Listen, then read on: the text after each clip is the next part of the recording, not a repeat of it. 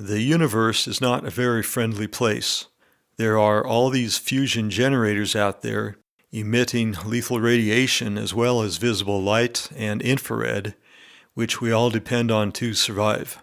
The electromagnetic radiation produced by our sun includes gamma rays, X-rays, and other stuff like charged particles and plasma, which is ejected from the surface of the fusion generator. Here on planet Earth, we live within a protective shield, which just happens to have the property of letting through the frequencies of electromagnetic radiation necessary for photosynthesis. If the process of photosynthesis could not occur, there would be no plant life on Earth, and this would be a dead planet.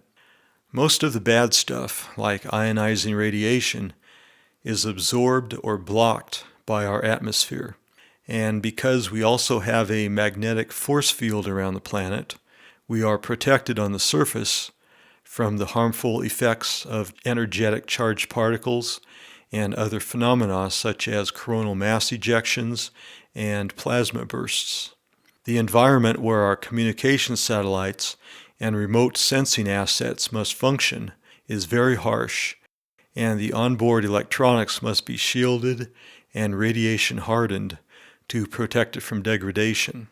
Energetic charged particles can interfere with satellite communications and can also produce light shows in the northern and southern polar regions when these particles interact with our planet's magnetic force field and air molecules in the upper levels of the atmosphere. This light show in the sky is similar to the process in a typical neon sign.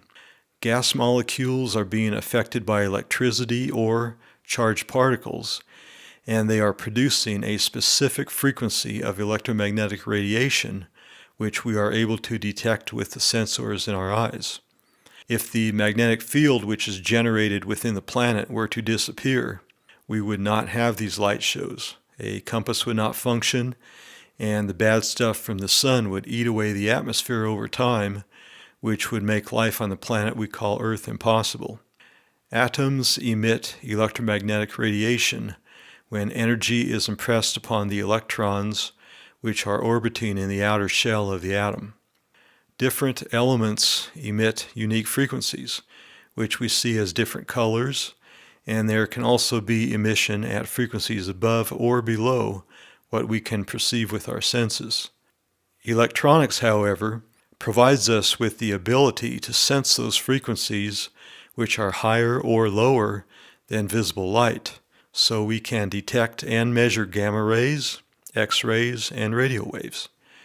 We can cause atoms to emit electromagnetic radiation by making them very hot, by blasting them with an electron beam or a laser, or by impressing an electric current upon them. The first method, make them hot, is how we get light from a typical incandescent light bulb.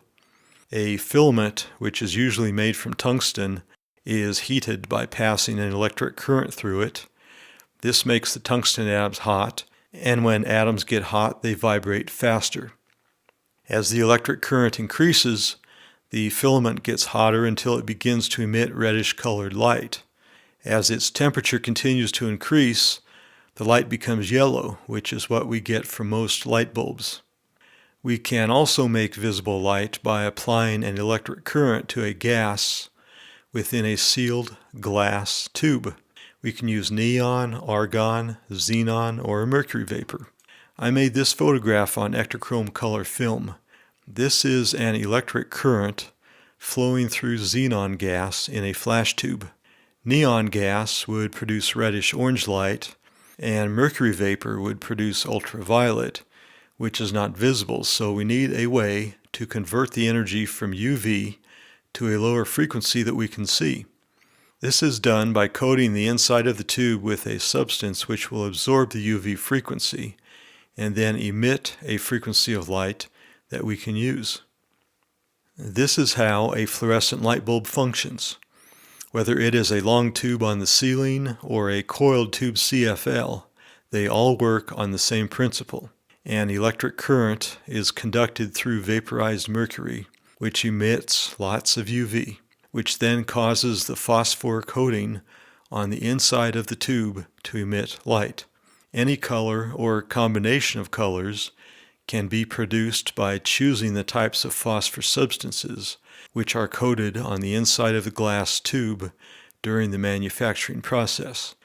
This type of light bulb has an advantage over the typical incandescent lamp because it produces less heat and more of the visible spectrum, which makes it somewhat more efficient as a visible light source. The most efficient source of visible electromagnetic radiation is the light-emitting diode, which produces the least quantity of wasted energy in the form of heat.